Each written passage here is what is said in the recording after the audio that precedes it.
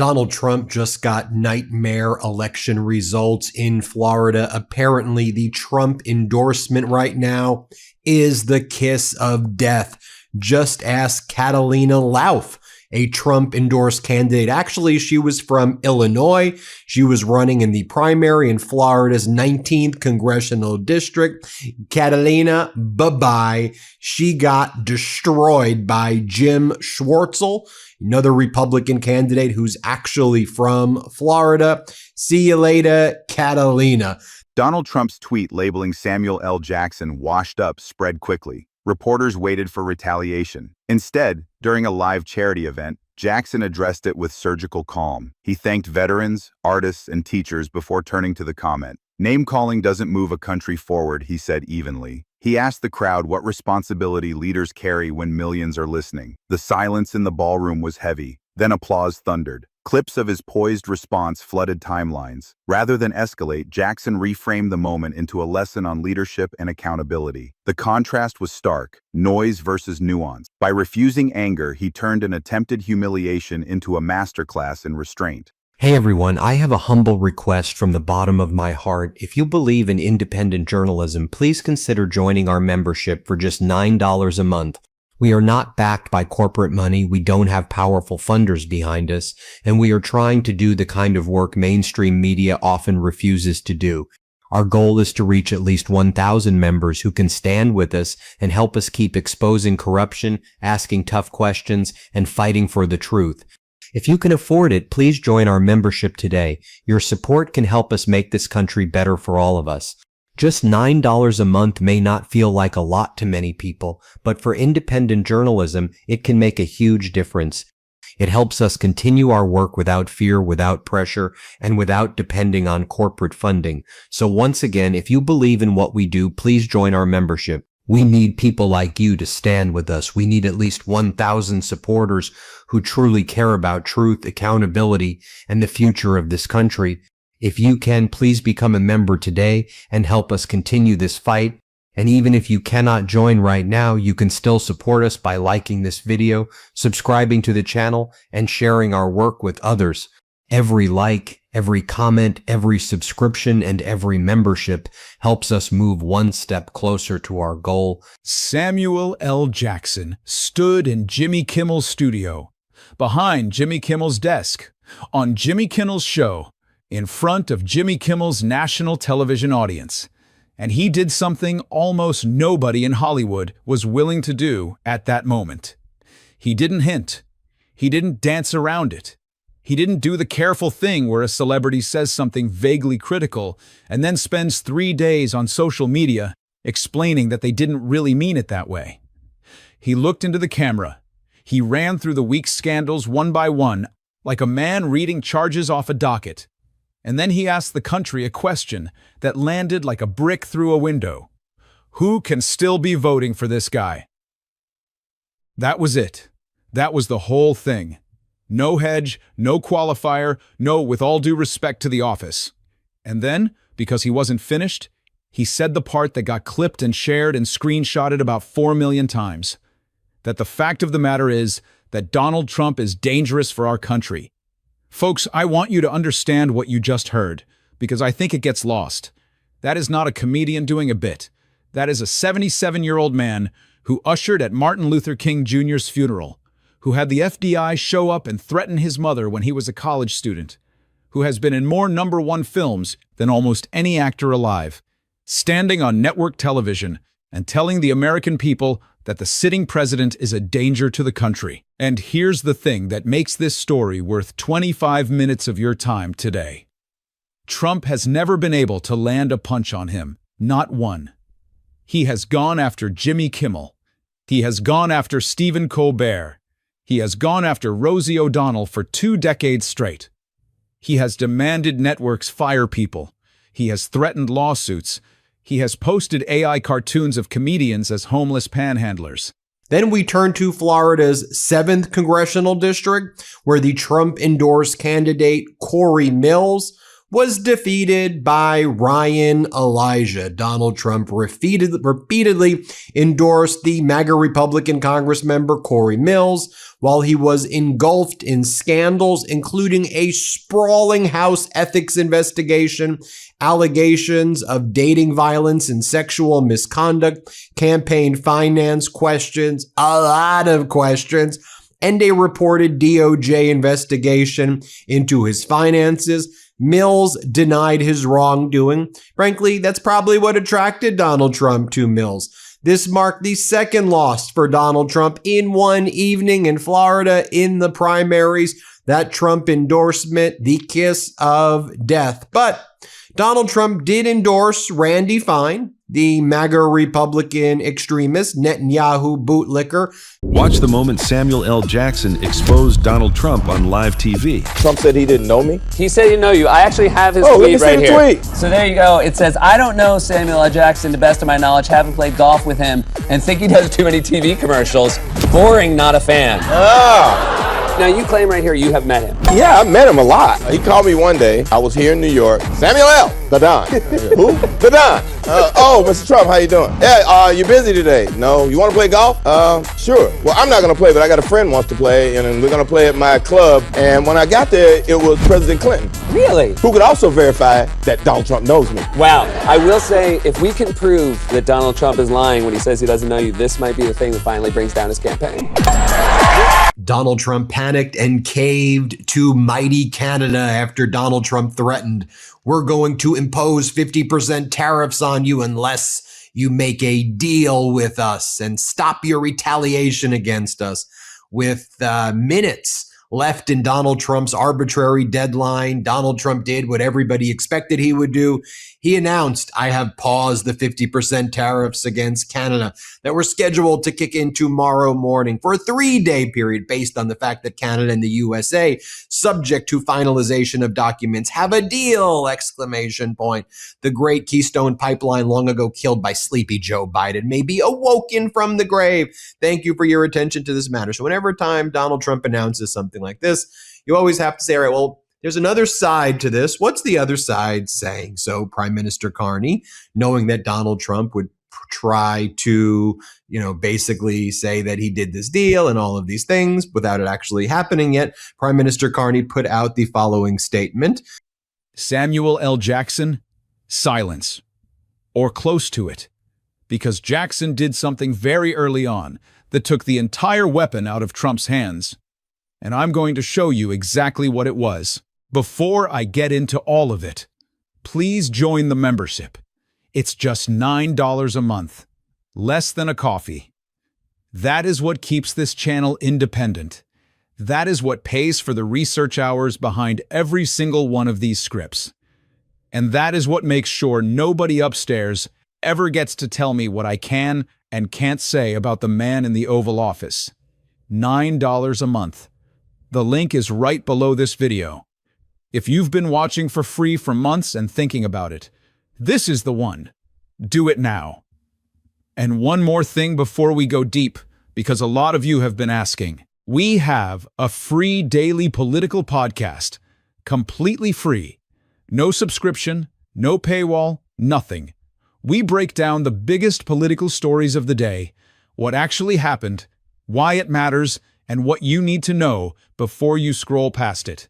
Fact-checked, unafraid of the corporate press, unafraid of the people in power, and here to bring you the truth. New episodes drop every day at 4:30 p.m. Eastern.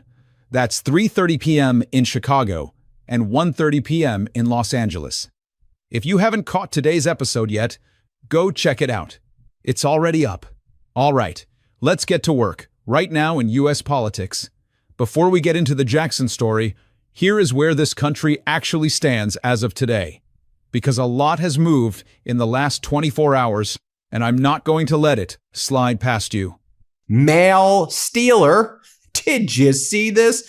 TMZ broke the story, and I saw it elsewhere as well. Some individual in Randy Fine's congressional district saw on her Ring camera somebody rummaging through her mailbox, so she posted it publicly, and it turned out it was the creep. It was Randy Fine, who's a really creepy dude. You ask people who know this guy in Florida, he is a weirdo, he is a creep, but he did manage to win the primary as well.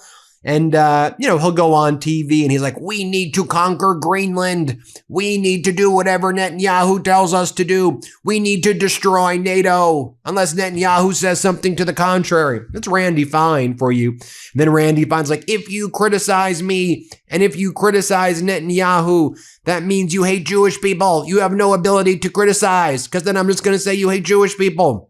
No, we could criticize the policy and the behavior and the U.S. getting into never-ending wars and the genocide and the slaughter we're seeing in Lebanon and the attacks today we saw in Syria. We can criticize it without you saying that, Randy Fine. But Randy Fine will go on to win the primary there. This was the Ring video of him rummaging through somebody's mail. Here, take a look right here.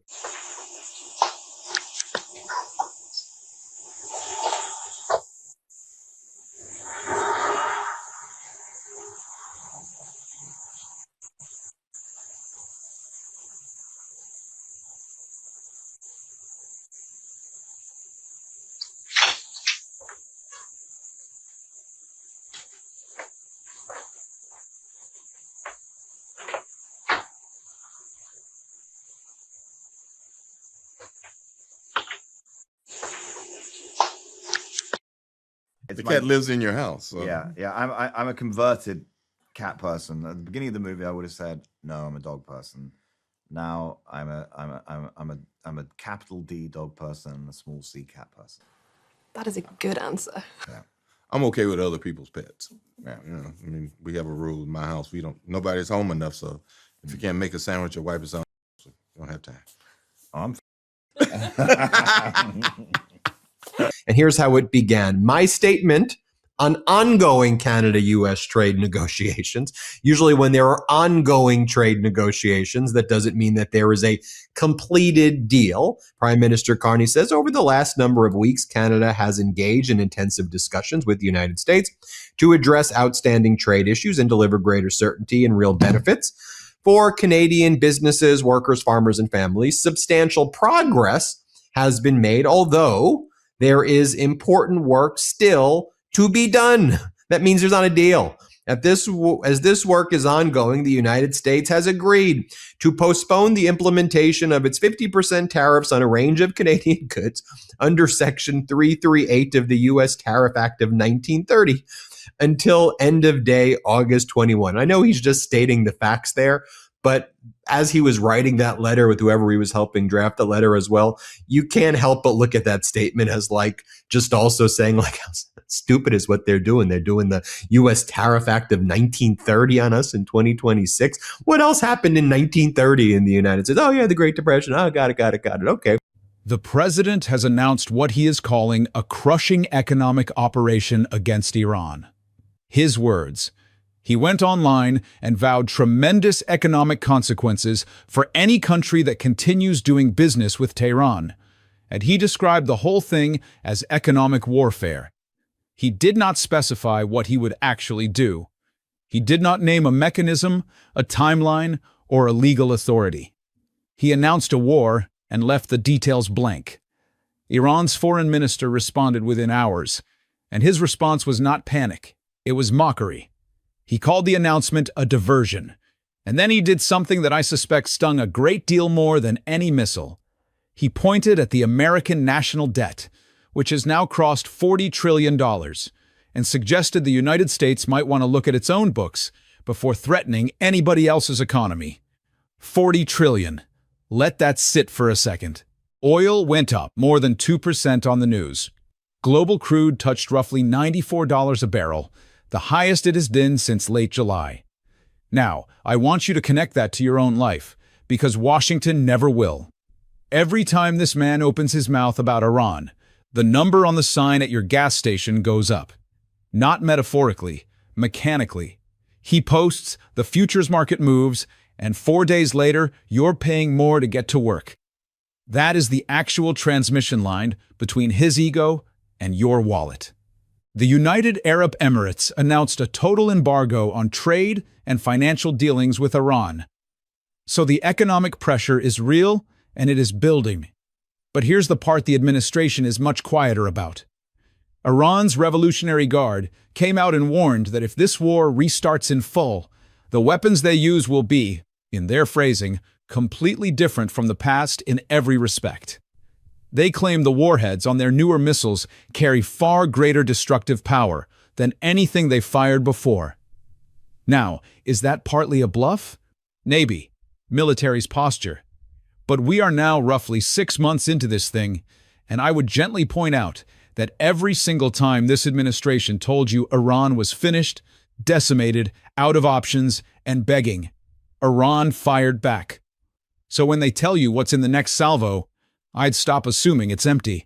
Meanwhile, the president has paused negotiations with Tehran. Just paused them. And when he was asked about the state of things, he said the situation is so good. That's the assessment. The talks are frozen, the Strait of Hormuz is still not reopened, the sanctions are escalating, the other side is threatening bigger warheads, and the situation is so good. Here was Donald Trump's endorsement of Catalina Lauf. It is my great honor to endorse America First Patriot Catalina Lauf, who's running to represent the tremendous people of Florida's 19th Congressional District. Dude, she's from Illinois. She wasn't even from the district. Some other interesting facts about that race. She ran against the guy named Jim Oberweis, who's also from Illinois as well. Madison Cawthorn was in that race as well. What a bunch of weirdos right there. By the way, this was Catalina Lauf's campaign. You can see for yourself. This was some of the ads being taken out, I guess, on her behalf or in favor of her. Here, let's play this clip. Politicians talk the talk. America First conservative Catalina Lauf walks the walk. Trump appointed Lauf to lead in his administration. Catalina fights for kids and a healthy Florida and is endorsed by Maha. Lauf will focus on affordability for families, protect our sacred vote by passing the SAVE Act, and partner with President Trump to deliver results. Catalina Lauf for Congress. Paid for by Protect Freedom PAC, not approved by any candidate or candidates committee. What if one of the biggest political boasts of the last few years could be challenged with nothing more than a few animal cards and one simple question? Sounds unbelievable, right? But that's exactly what happened when Donald Trump once again pointed to his famous cognitive test score as proof of extraordinary intelligence. Supporters applauded, headlines followed, social media exploded.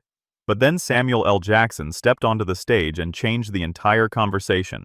Instead of arguing about politics, he walked out carrying a small puzzle box that looked like it belonged in a children's classroom. The audience immediately started laughing. One by one, Samuel laid out colorful animal cards: a lion, a camel, an elephant, a giraffe, and finally a squirrel. Then he looked at Trump's image on the screen and asked, "This is the genius test we're celebrating?" The room erupted. But beneath the laughter was a serious point. Samuel explained that the test Trump often brags about wasn't designed to measure genius at all. It was a basic cognitive screening tool used by doctors to check memory and cognitive function. There was nothing embarrassing about taking it. Millions of Americans take similar tests every year. The real issue, Samuel argued, was turning a routine medical screening into proof of greatness. Holding up the squirrel card, he joked that if recognizing a squirrel made someone a genius, every park ranger in America deserved an award. The audience lost it. But then the mood shifted. Samuel pointed out that real intelligence isn't about constantly telling people how smart you are. It's about how you respond to criticism. It's about accountability. It's about solving problems instead of attacking everyone who questions you. The crowd grew quieter because the message was hitting home. Samuel argued that confident leaders don't spend all their time proving they're smarter than everyone else. They let their actions speak for them. They don't need endless praise. They don't need every conversation to become a contest. Then came the line that brought the house down. Looking directly into the camera, Samuel said, "Real intelligence isn't measured by how often you say you're smart. It's measured by how often you prove it without saying a word." The audience jumped to its feet. Thunderous applause filled the room. By the end, nobody was talking about test scores anymore. They were talking about leadership, humility, and the difference between confidence and performance. And that's what made the moment so powerful. If you enjoyed this breakdown, make sure to subscribe, leave a comment below, and tell us what you think.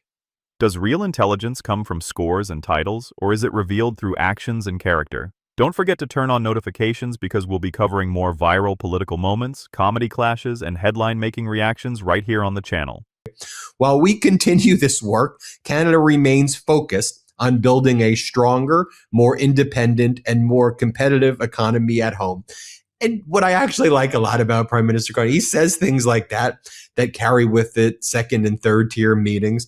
While we're doing this work, we remain focused. We're focused on like doing stuff, and we're going to have to deal with this craziness and these ridiculous threats, but we actually remain focused on what the Canadian people are telling us we need to remain focused on. Again, Dominique LeBlanc, who's Canada's chief trade negotiator with the United States, Trade Representative Jameson Greer, who to say Jameson Greer is out of his depth is an insult to the word depth, because this guy's like a complete idiot. And Dominique LeBlanc has been in Canadian politics and in leadership positions for a long time. The guy knows what he's doing.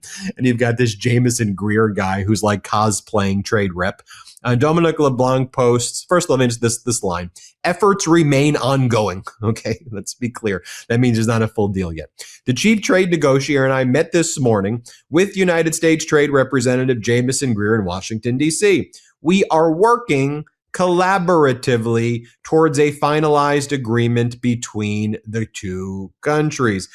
Now here's the story from the last day that I genuinely cannot stop thinking about, and I want every single one of you to sit with it. The USS Abraham Lincoln has been deployed for nearly 9 months. A standard deployment is 6. Families of the sailors aboard that ship have been going to the press, which is what you do when the chain of command has stopped listening, to raise alarms about deteriorating mental health conditions on board.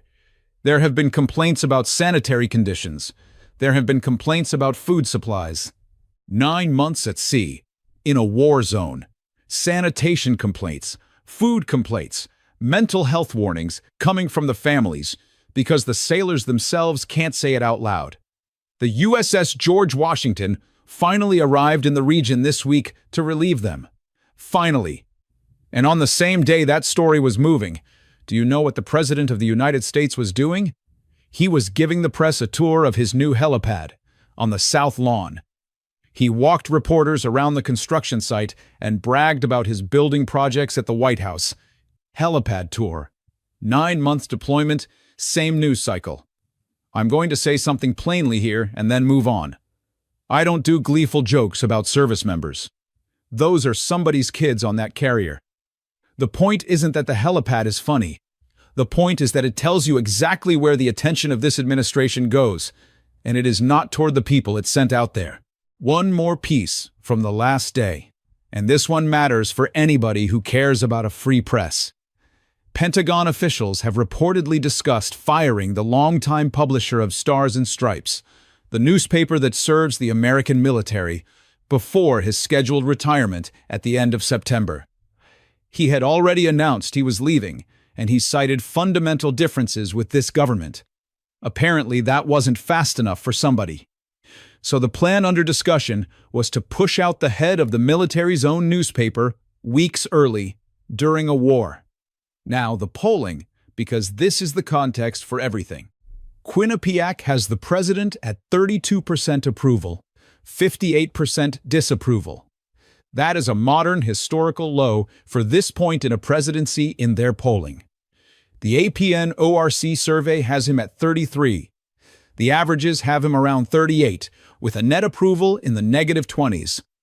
Among independents, the group that actually decides elections, he's sitting at roughly 34%.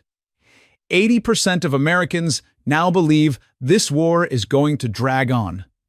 Democrats lead the generic congressional ballot by somewhere between 5 and 8 points, depending on the survey. The Cook Political Report has Democrats favored to retake the House. And folks, it wasn't just a nightmare for Donald Trump in Florida, nearby in South Carolina, although it wasn't the primaries. Oof! Darlene Graham, Lindsey Graham's sister, who Donald Trump has strongly endorsed as well, knows just about the same foreign policy that Donald Trump knows as well. So she was debating against another MAGA Republican, Ralph Norman. And Ralph Norman was a former Congress member, and he's running for that Senate seat.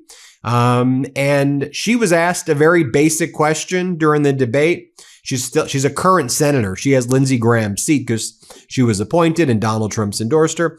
And now she's running in the primaries. Moderator, Senator, are Taiwan and the South China Sea national security issues for the United States? And if so, why?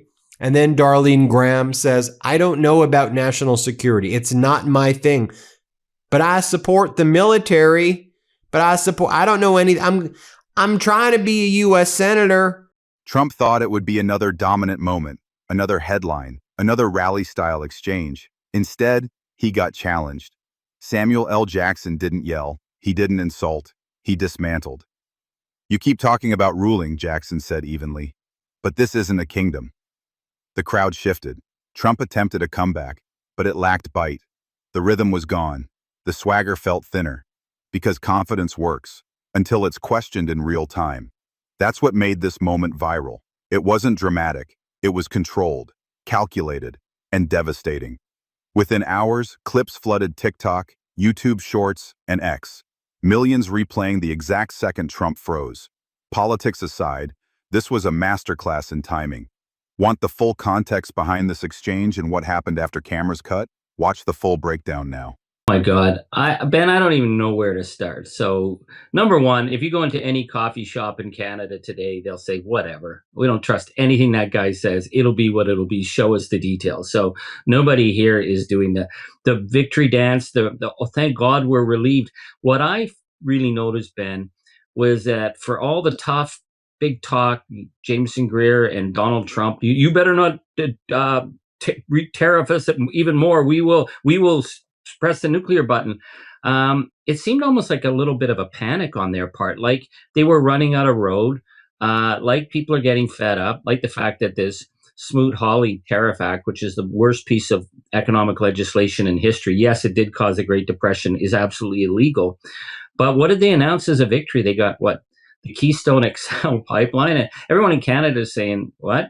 Yeah, you guys killed Keystone XL, but hey, if you want to run a pipeline through the red states and fight with your own voters, yeah, sure, we'll watch that happen.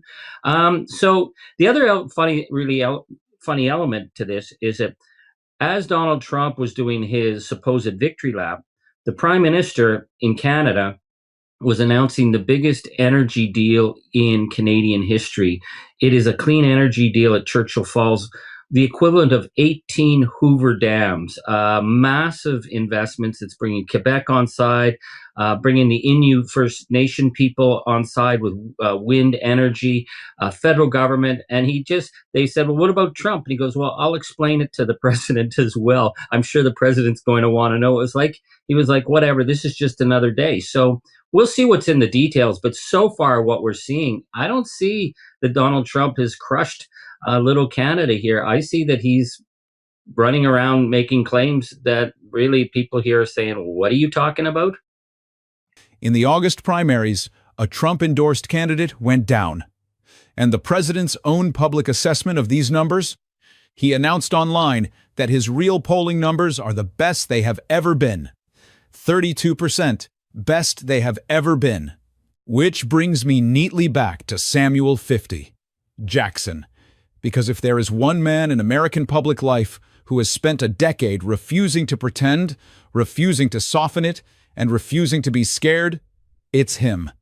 If this segment is why you watch, hit subscribe and turn the bell on. We do this every single day. The timeline, how Samuel L. Jackson became the one critic Trump couldn't touch.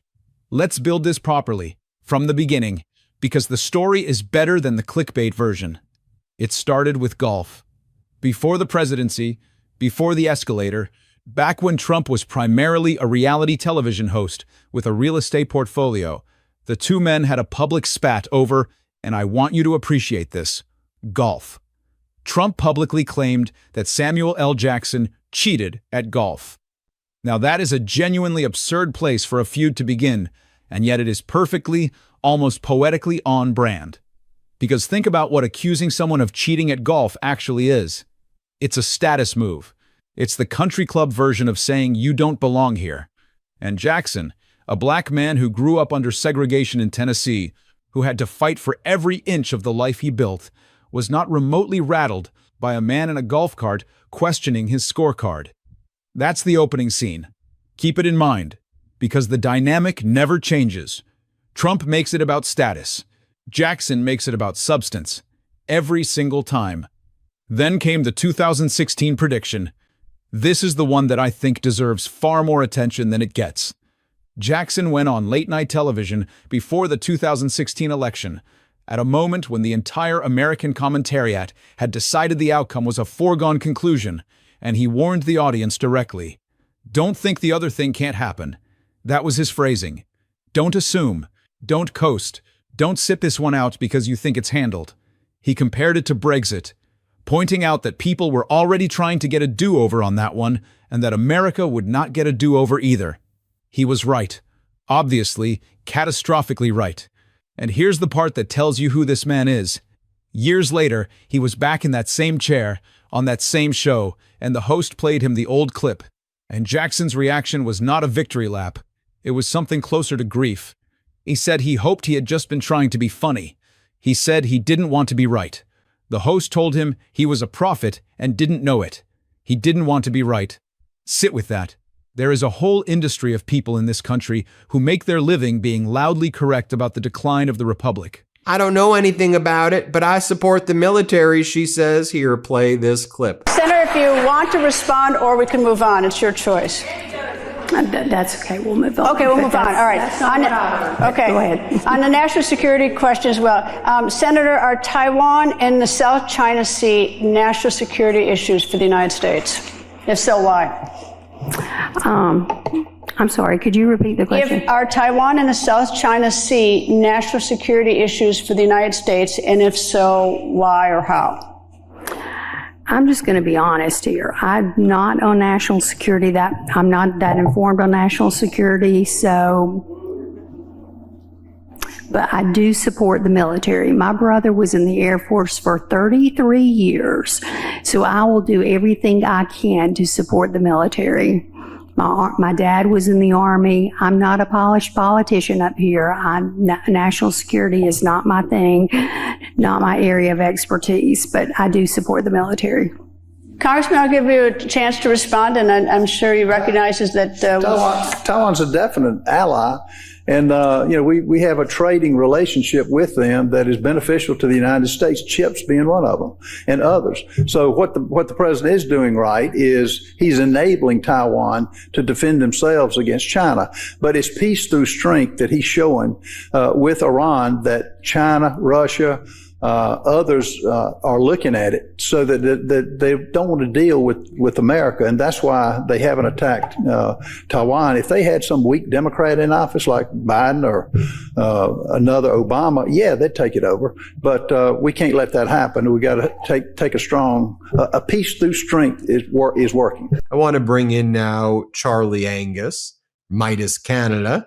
And Charlie, we also got to talk about that Pete Hoekstra petition in the end of this video, because I know it's the top signed petition like in Canadian history right now, and I want to talk about that. But in addition to what I said, Donald Trump held this bizarre press conference this morning, you may have seen also, where he was like roaming around the White House grounds talking about the grass and how one of his donors is putting new grass in and the grass loves the food. And he talks about how he's going to have drones flying all over Washington, D.C., that soon you're going to see drones everywhere. I mean, I know that's exactly what Americans will see, drones everywhere. And he's got drone defenses.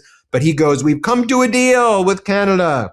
They were charging us tremendous tariffs, but we no longer have the tariffs. We stopped Canada and saved that. That's how he's framing it. They were being so unfair, and now they've agreed they're not going to tariff us. I've solved the problem, everybody. Charlie, what do you make of this all?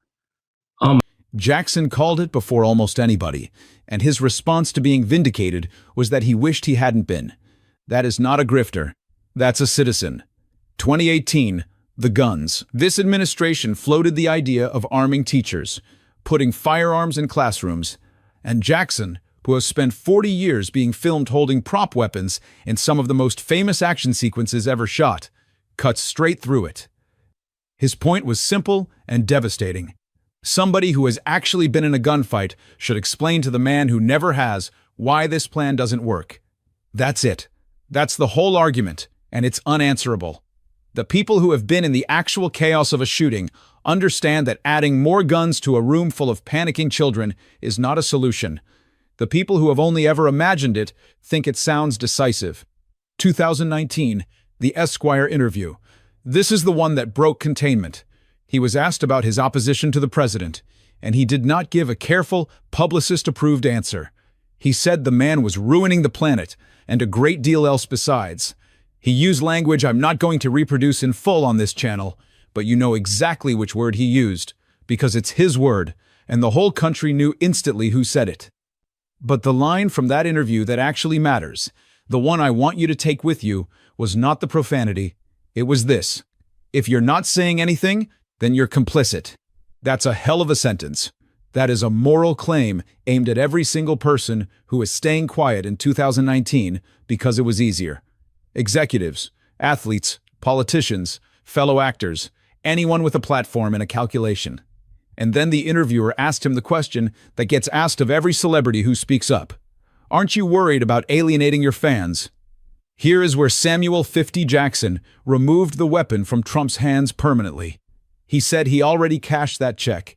He said if people never watched another one of his films for the rest of his life, he wasn't going to lose any money.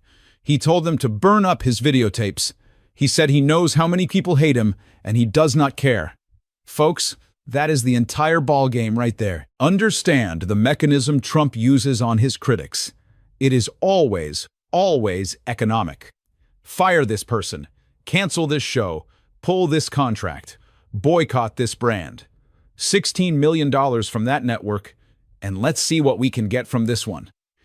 His entire method of attacking a critic depends on that critic having something to lose that a mob can take away. Jackson stood up in 2019 and announced in advance that he had nothing to take. He was already rich. He was already legendary. He had already banked more career than any pressure campaign could touch. And crucially, he said it out loud, publicly, so there could be no ambiguity about whether the threat would work. And then Darlene Graham thought there were 50 million people who live in South Carolina. There's 5.5 million people who live in South Carolina. Play the clip. 50 million people in South Carolina. Half of them live paycheck. Oof, that was so ridiculously cringy to watch, eh? And so I do want to show you and share with you what her opponent is saying, who's going to, whether it's her or Ralph Norman, who's going to be in the Democratic side of things. This is Dr. Annie Andrews. Here's what she had to say in her latest interview on MS Now. Play this clip. Want to bring in Democratic nominee, the woman who is set to face one of them, Dr. Annie Andrews. Dr. Andrews, I appreciate your being with us here. What do you make of Senator Darlene Graham's appointment? Do you view this as nepotism? Does she have the experience to serve? You know, I don't think folks in South Carolina know if she has the experience to serve. And the results of last night were pretty much what me and my team expected. And frankly, for me, it doesn't really matter who ultimately emerges from this runoff that will take place on August 25th, because these Republicans are offering just more of the same. I watched them all debate last week, and frankly, I was wildly unimpressed by their performance. So today, I sent a letter to both of these runoff candidates, Darlene Graham and Ralph Norman, asking them to commit to a series of live televised debates, because South Carolinians deserve to know where we stand. They deserve to hear us side by side, face to face, talking about our plans to lower costs and to protect healthcare. Yeah, and follows the same pattern, threatening the huge number right before the deadline. We did a deal. A deal. Yeah. You look at the other side's statement. The other side, in this case, Canada, says, We've had productive conversations, whether that's even true or not, who knows, but you say it and efforts are ongoing. And, it's just a bizarre thing to watch somebody who lies everything he says, every sound, syllable, utterance. And it just also, from your perspective as a Canadian, and I say this from other countries who observe this behavior, to me, it just looks so utterly like weak and pathetic. Like, it's like, oh, that's the, I get it. When you have the might of the post-World War II Pax Americana behind you, you can have a crazy, weak person do the huff and I'll puff, and it'll work the first time and the second time, and sometimes even the third time, because generationally, America controlled the world structure. That's the architecture. But now it's like, it's sad to me as an American, frankly, to see like, this is what we are. This is how weak we are. What's the perspective in Canada? You cannot threaten a man's livelihood when he has publicly told you he considers his livelihood already secured and expendable. There's no leverage. There's no pressure point. The gun isn't loaded. That is why the man who has attacked virtually every prominent critic he's ever had has been so conspicuously quiet about this one.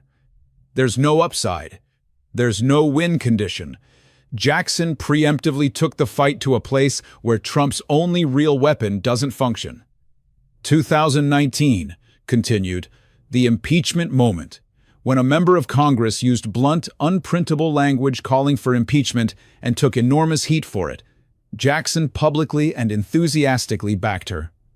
He did not do the thing where you support the sentiment but distance yourself from the phrasing. He endorsed the whole package.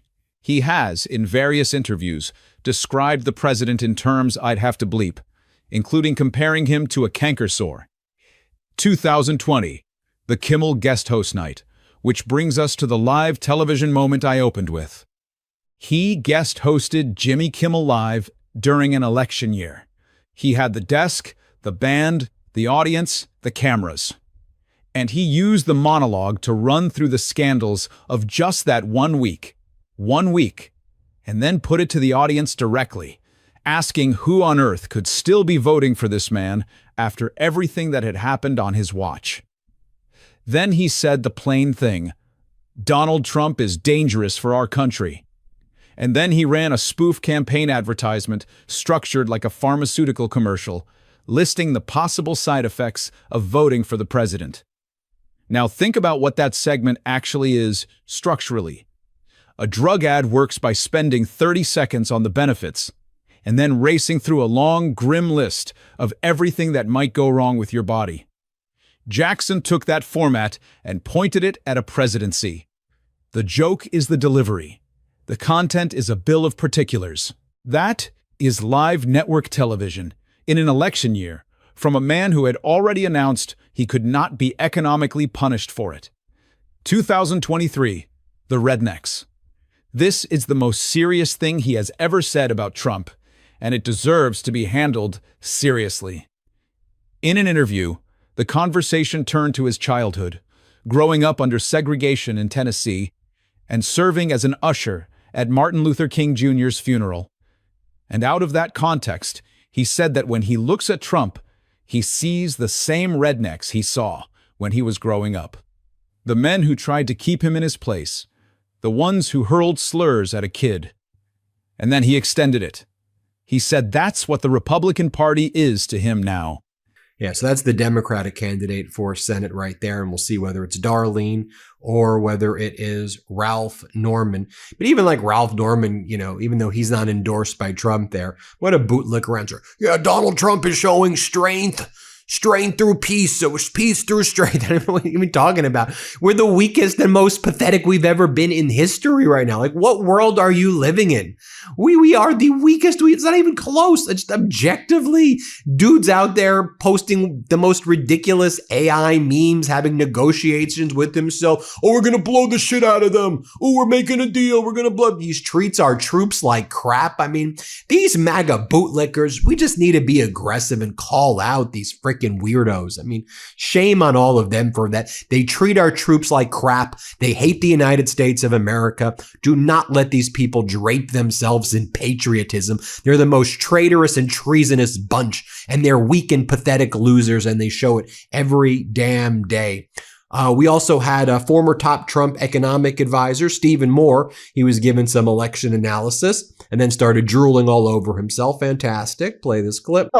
That gives Republicans momentum when they go into those November elections. Then CNN got the scoop over some additional data about Natalie Harp. Let's play this clip. New breaking details about Trump's fiercely loyal personal aide, Natalie Harp. Our Kristen Holmes reporting tonight that Harp is physically close to Trump at all hours of the day. Sources also telling Kristen that Harp once jumped into the trunk of a vehicle in Trump's motorcade when she was told there was not room for her to travel with him to a hearing in a New York City courthouse. Charlie Angus runs the Midas Canada YouTube channel. Let's help get that channel 500,000 subscribers. And Charlie, can people still sign the petition right now? Is there still time? Oh, the petition 7531. If you are a Canadian citizen, you sign the petition 7531. It's the e-petition. It will, and it's been ratified by Parliament. So all the language in there is all been looked at by parliamentary legal lawyers saying, yep, this is all perfectly fair, calling for Pete to be persona non grata. It's open till November. We're at like over 250,000 now. We were looking to get 1 million signatures to send the message. It's time to send the mega bums home.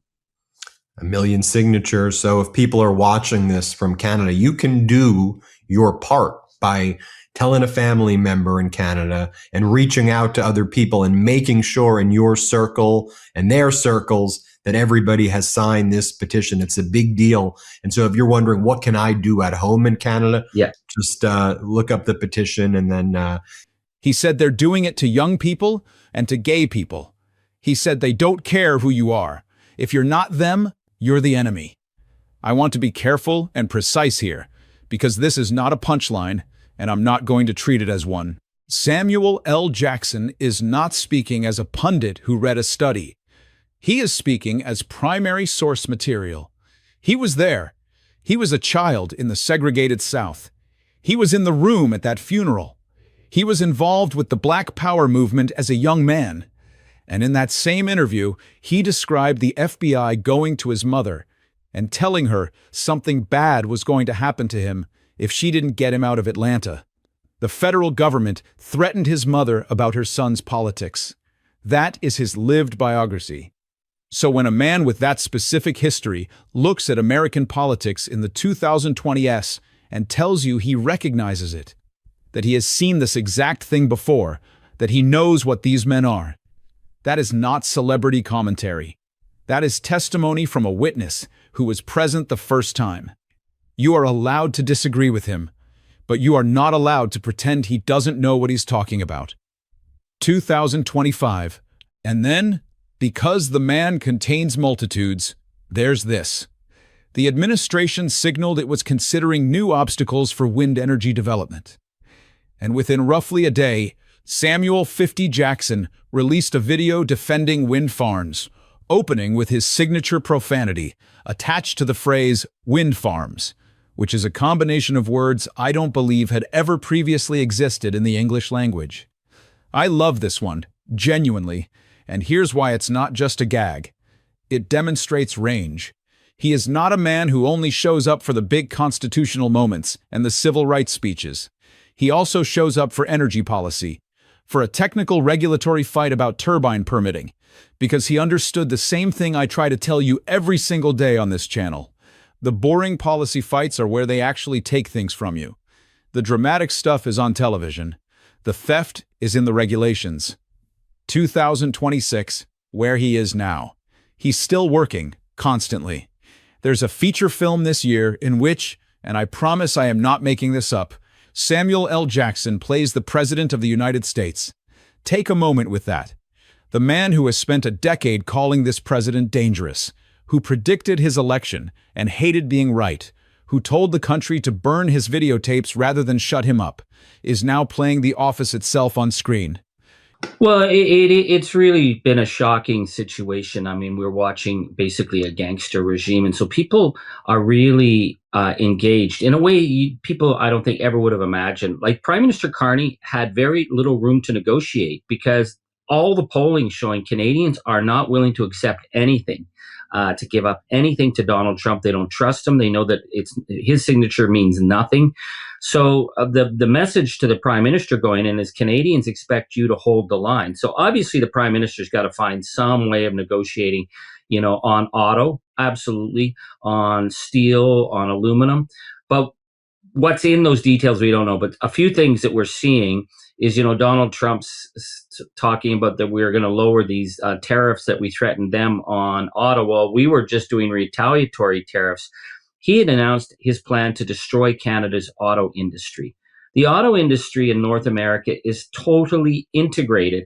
I mean, the Toyota plant in Ontario is getting supplies from Ohio that morning, and Lansing is getting stuff from Hamilton in Ontario that evening.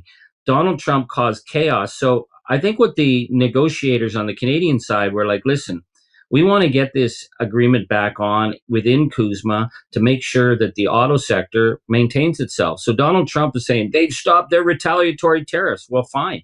We don't need retaliatory tariffs if our auto sector maintains constant. Same on dairy. The dairy thing is bizarre. Canada does not compete with the U.S. on dairy. We have a domestic market run by farmers. It's not subsidized. The Americans can ship in, but they're not. So we had a phantom tariff on top of stuff that they are not sending in as one of our retaliatory tariffs. And he's announced they're going to stop the retaliatory tariff on dairy. And it's like, there was no threat there. This was just for show. So if this is Donald Trump's victory, well, again, most people in Canada would say, well, we'll let him have that. But there are going to be a few key areas. The booze boycott for Canadians is personal. For the Prime Minister to come and tell us to put down our guard, he's going to have to really prove it. I don't think it's going to change behavior. I think Canadians recognize that as long as we have an anti-democratic threat on our border, that we will hold the line. The boycott will remain strong, and that'll piss Donald Trump off. But we know that what he says means nothing. Like Ben, as he was demanding this 10th hour negotiation, he was turning on the UK, threatening them with 100% tariffs after they signed an agreement that gave Donald Trump everything he wanted. So Canadians are watching. They will wait and see. They'll listen to what the Prime Minister comes back on. But, Donald Trump's cheering and howling that he secured the Keystone XL pipeline. We're like, whatever, take it, dude. If that's as best it gets, go for it. Every damn day. That's why Trump hates America. He hates the United States. He just wants golden ballrooms. He wants to be in the catering container with Natalie. Oh, and if you call him out for being in the container with Natalie, he's gonna go very mad at you. You can't talk about Natalie, okay? That's very offensive, apparently. They're very much like snowflakes. Don't talk about his Natalie, okay? Okay? State regime media Fox talking about these strategic petroleum reserves hitting tank bottom. Donald Trump plunging the United States into an economic catastrophe. I've been trying to prepare us for it. Here, let's play this clip. Edward Lawrence is tracking that for us live from the White House. Edward?